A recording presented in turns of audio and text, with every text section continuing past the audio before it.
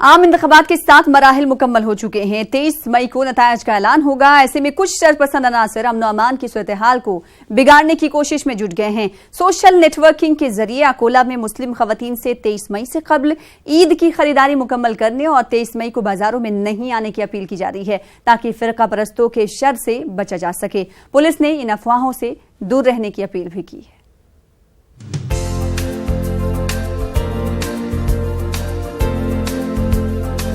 इससे पहले कि अकोला में ईद उल फित्र के लिए मार्केट में रौनक बढ़ती, अफवाहों के बाजार गर्म हो चुके हैं। सोशल मीडिया में 23 मई को आने वाले इंतखाबी नताइज को लेकर पोस्ट वायरल की जा रही है।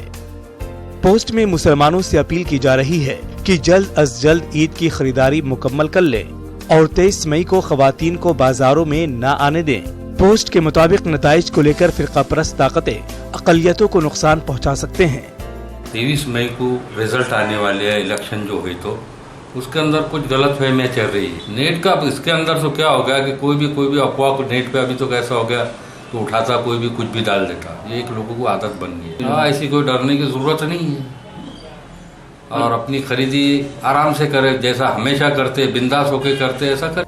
दूसरी जानिब समाजी कारकुन और पुलिस महकमे की जानिब से इस तरह की अफवाहों पर ध्यान न देने की अपील की गई। अकोला पुलिस की जानिब से पीस कमेटी की मीटिंग तलब की गई है और शहर में अमन कानून की सूरत हाल को मजीद मुस्तहकम बनाने की गुजारिश की गई। इलेक्शन हुआ है और इलेक्शन के रिजल्ट है 23 मई को आने वाले, तो उनके हिसाब से भी उनको हमने बताया गया कि रिजल्ट आने का रिजल्ट कुछ भी आओ, लेकिन अपने अकोला में सभी ने अमन शांति से रहेगा।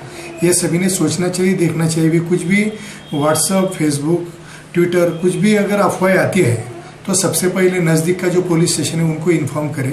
कुछ भी गलत अफवाहों पे विश्वास ना करे, ऐसा हमने सभी पीस कमेटी मेंबर को बताया। आपको बता दें कि इंतखाबात और रमजान को लेकर पुलिस की जानिब से सिक्योरिटी के सख्त इंतजामात किए गए हैं।